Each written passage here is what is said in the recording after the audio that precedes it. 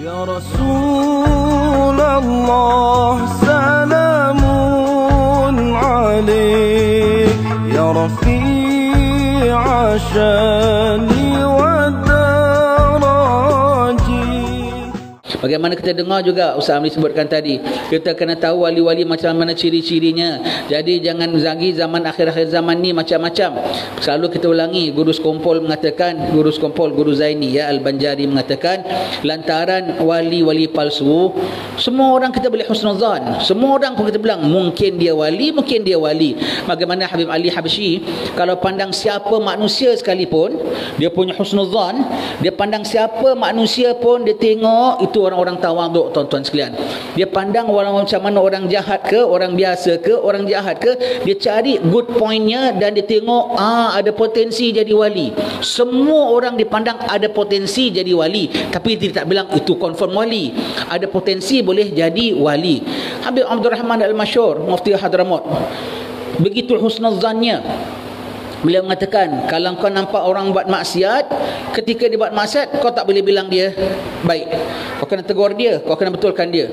Tapi begitu dia berhenti daripada maksiat, dengan segera kau sudah boleh pasang husnuzan terhadap dia. Berapa segera? Dia buat zina sekalipun, maksiat apa? Hatta zina, paling tinggi sekali. Berapa segera dia lepas habis saja, dia berlalu di balik tembok, dia berlalu di balik tiang, dia berlalu di balik pokok, kau boleh pasangkan husnuzan terhadapnya. Zan apa nak pasangkan? Maksimum macam mana? Agak-agaknya kau dah boleh anggap dia boleh jadi wali pun dah boleh dah. Sampai begitu mereka punya husnuzan. Tetapi kita bilang maksudnya begitu, iaitu husnuzan dengan orang. Bukan kita terus pegang dengan zan yang dengan pegangan yang tak betul. Bahkan kita pegang, kita terus capkan dia wali, kita serahkan segala urusannya, yang betul kita lepaskan. Bagaimana Guru Sekompol bilang, lantaran wali-wali yang tak real, berapa ramai murid-murid bercerai dengan gurunya.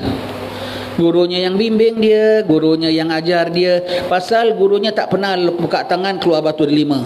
Gurunya tidak pernah tengok muka dia, awak saya nampak tanda begini, tanda begini. Oh, ini orang tak ada special. Ini orang tak ada special lah.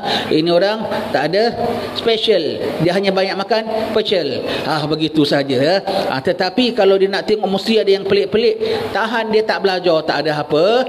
Kau tengok Syekh Abdul Qadir Jailani, macam mana besar punya wali, Sultanul Aulia, ngajar daripada asas, syariatnya cukup kuat, tidak lepas. Syariatnya cukup kuat, tidak lepas. Dah jadi din university, bahagian syariat. Kemudian kerohaniannya baru naik begitu. Tengok Imam Al-Ghazali sebelum masuk bidang tasawuf kerohanian, bidang kesufian, syariatnya ilmunya tinggi begitu. Jadi tidaklah orang jadi wali dia boleh cut short, hanya dia wali tak payah belajar, hanya wali tak bukan, itu bukan wali. Yang nama wali tidak mesti kita nampak benda-benda yang mencari bagi adat. Ingat ya, benda mencari bagi adat tu benda yang pelik-pelik, bahkan kadang-kadang tutup, tak nampak sampai akhir hayat.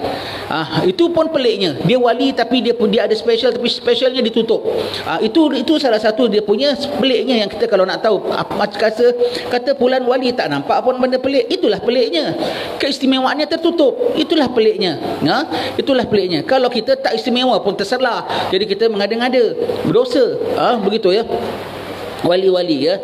Wali-wali tidak semestinya kita nampak benda-benda yang mencari bagi adat, tetapi tidak boleh ada benda-benda yang mencari bagi syariat. Tidak ada benda-benda yang boleh mencari bagi syariat. Kata Habib Ma'ruf bin Hafiz, kalau kau nampak satu orang bilang dia wali sekalipun, kemudian kau tengok dia ada benda yang mencari bagi syariat, kau cancel nama dia, sudah tak payah. Hormati dia, salam dia. Kemungkinan satu hari nanti boleh jadi wali, tapi nak mengatakan sekarang dia wali, bukan. Sebab wali itu tidaklah alladzina amanu wa kanu yattaqun, mereka yang sangat beriman dan bertakwa kepada Allah Subhanahu wa taala, bukan selagi selagan manusia, dan bahkan kalau kita tahu dengar cerita para awliya, mereka punya pegang syariat, punya semangat Allah. Kalau dah syariat dia pegang gitu, membawa kepada hakikat, kerana dia tidak pegang begitu percara syariat kecuali kerana kuat dia punya hakikat, kerana dia makrifat kepada Tuhannya. Begitu ya. Begitu dia punya pegang sama syariat begitu kuat sekali ya.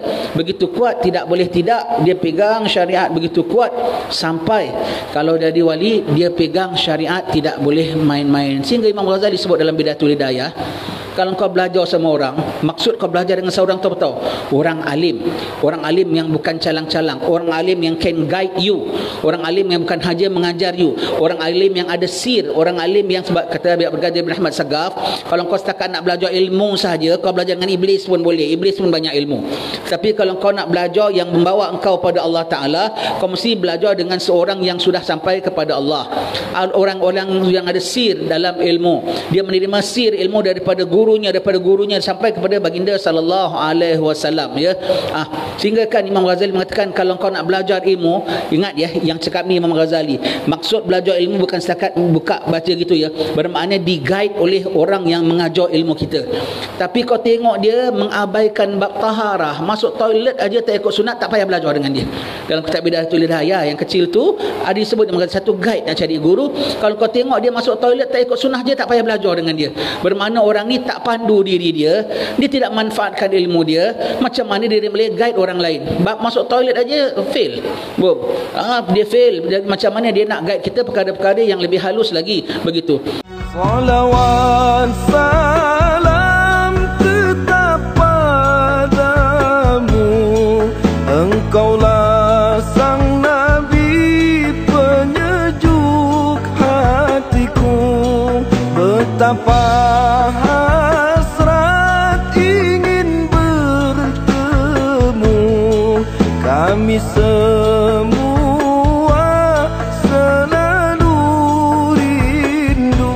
Allahu Rabbi, ku mohon doa, ampuni salah dan juga dosa, jadikan kami insan yang mulia, hati yang ikhlas serta bertakwa. Kumpulkan kami dan keluarga